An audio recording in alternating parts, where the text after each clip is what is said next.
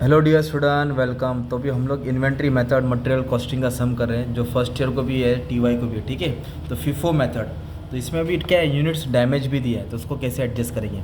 FIFO का मतलब क्या होता है, जो पहला है वो पहला जाएगा, एकदम सिंपल है। जो स्टॉक पहला है वो पहला जाएगा ना। तो आपको इधर परचेस का बनाना है, इशू का मतलब होता है सेल का कॉलम बनाना है, बैलेंस बोला था जो बचा, इधर डेट डालेंगे। तो इधर डेट कॉमन है, क्या बोला 2013 है और नवंबर महीना है, तो मैं क्या लिखूँगा 2013 और नवंबर लिख दूंगा। ठीक है, तो सबसे पहले इनके पास बैलेंस स्टॉक है, देखो कितना ओपनिंग स्टॉक बोल सकते हैं, कितना स्टॉक है 40, और उसका रेट कितना दिया है 14। तो डायरेक्ट ना वो जो बैलेंस स्टॉक रहता है ना 1 तारीख को रहता है ना, तो इधर ही डायरेक्ट लिख देंगे। Okay, balance direct opening stock direct balance में आ जाएगा। ओपनिंग स्टॉक कितना इनके पास 40 स्टॉक है 14 के हिसाब से, तो मल्टीप्लाई करके अमाउंट आया 560। तो इसको ऐसे पहले लाइन मार देने का, इधर कुछ है ही नहीं।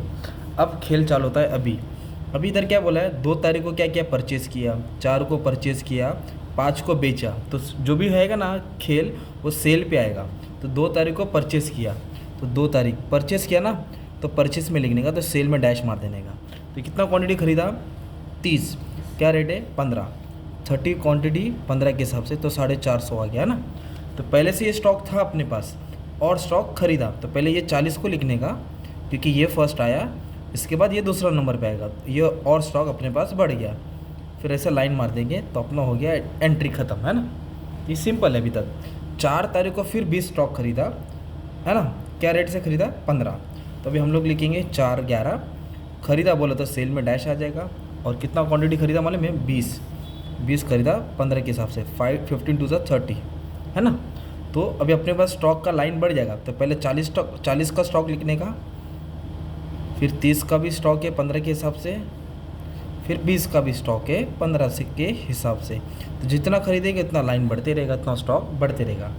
अभी 4 के बाद 5 तारीख आया, 5 को बेचा है उन्होंने ना 5 तारीख को सेल किया, कितना यूनिट्स बेचा 40। तो इधर अभी अपनों को ध्यान देने का, जब भी बेचेगा ना तो यहाँ लिखने का। ठीक है, तो कितना स्टॉक बेचा उन्होंने, माने में 40 स्टॉक बेचा।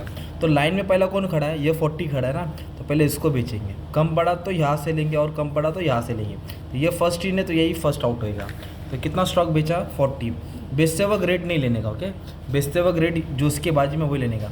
तो ये 40 था, हमने यहाँ बेच दिया, क्या रेट है इसका 14, तो 560 स्टॉक चला गया, बेच दिया ना। तो ये 40 चला गया। अगर मान लो 50 बेचना रहता तो पहले इधर से 40 बेचते और इधर से 10 बेचते हैं, तो अभी अपने पास कितना स्टॉक बचेगा 30 बचेगा।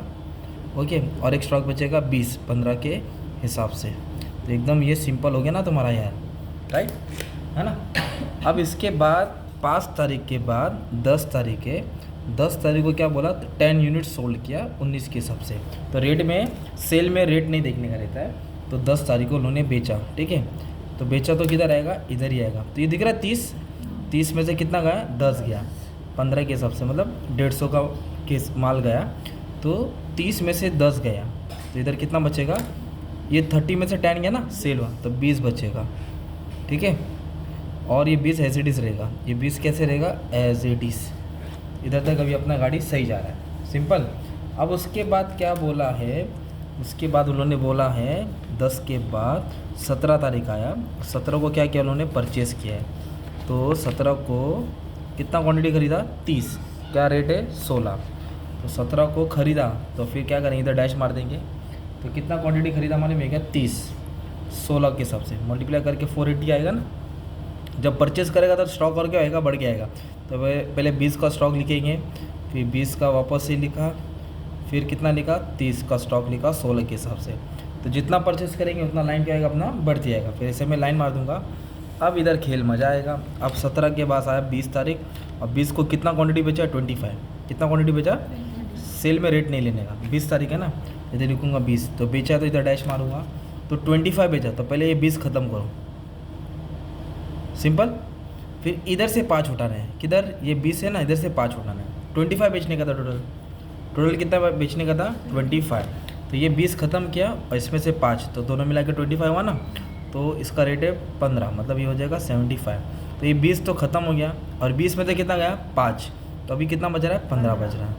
तो ये होगा 225, और ये स्टॉक ऐसे ही रहेगा ना, अब इसका तक कुछ छेड़ा नहीं है, तो ऐसा रहता है। ठीक है, तो ये तुम्हारा मेन चीज़ था समझने का।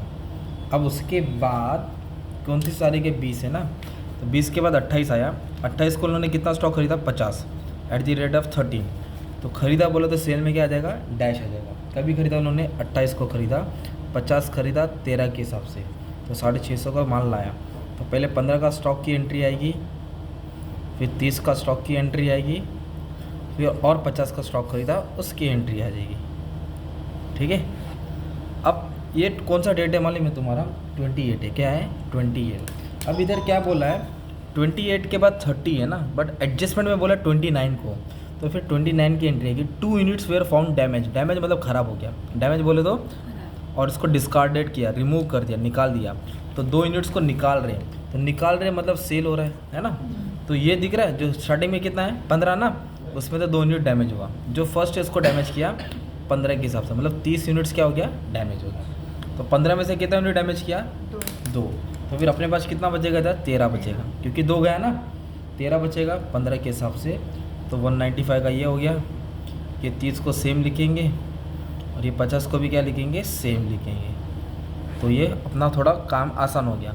अब लास्ट को कितना बेचा उसने 40 बेचा। कितना बेचा 40 यूनिट्स बेचा। तो जब 40 बेचा है ना, तो 40 बोले तो कैसे बेचना पड़ेगा मालूम है क्या, पहले 13 ख़त्म करना पड़ेगा ना यार।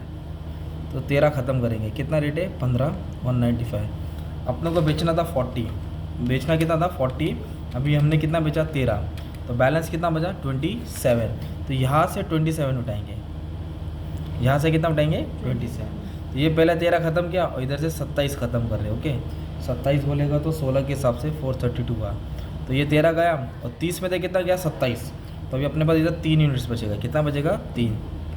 और ये भी ऐसे, ये एज इट इज़ रहेगा ना ये।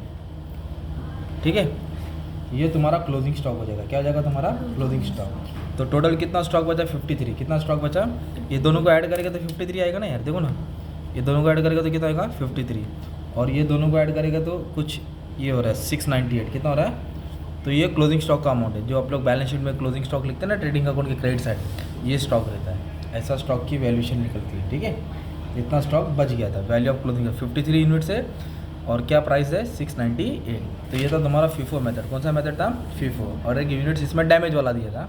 बाकी के भी सम अपलोड कर दिए, अच्छे से पढ़ लेना। ठीक है, थैंक यू वेरी मच। और एक सम दे दो तो प्रैक्टिस के लिए तुम्हारा काम आसान हो जाएगा, आप लोग प्रैक्टिस कर सकते हो। ठीक है, तो ये सम को सॉल्व कर लेना, इसका सॉल्यूशन भी है।